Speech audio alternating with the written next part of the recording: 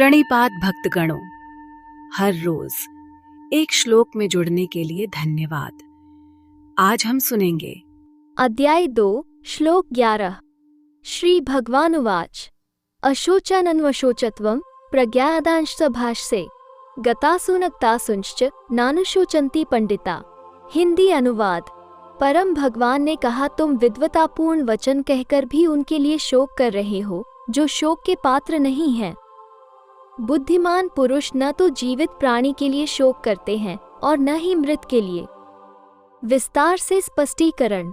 इस श्लोक के साथ श्री कृष्ण अपने दिव्य उपदेश का उत्साहवर्धक प्रकटीकरण करते हैं। शोक में डूबे अर्जुन को प्रतीत होता है कि उसके शोक के कारण अत्यंत ठोस हैं, किंतु उससे सहानुभूति रखने की अपेक्षा श्री कृष्ण उसके तर्क का खंडन करते हैं। वे कहते हैं कि अर्जुन, यद्यपि तुम यह अनुभव करते हो कि तुम पांडित्यपूर्ण बातें कर रहे हो, किंतु वास्तव में तुम अज्ञानता के कारण इस प्रकार की अनुचित वार्ता और व्यवहार कर रहे हो। इस शोक को तर्कसंगत ठहराने का कोई उचित कारण नहीं हो सकता।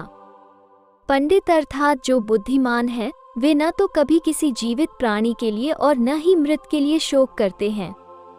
इसलिए अपने संबंधियों को मारने में तुम्हें जो शोक प्रतीत हो रहा है वो भ्रामक है और यह सिद्ध करता है कि तुम पंडित अर्थात विद्वान नहीं हो। शोक से परे विद्वान पुरुष की खोज के लिए किसी को गीता की गहनता में जाने की आवश्यकता नहीं है, क्योंकि स्वयं भीष्म पितामह इसके उपयुक्त उदाहरण हैं। वो एक ऐसे मनीषी थे जो जीवन और मृत्यु के रहस्य को पूरी तरह से समझते थे और परिस्थितियों की द्वैतता से ऊपर उठे हुए थे। किसी भी स्थिति में शांत रहने वाले भीष्म पितामह ने दुराचारी लोगों का पक्ष लेना वैसे ही स्वीकार किया जैसे कि वो भगवान की ही सेवा हो।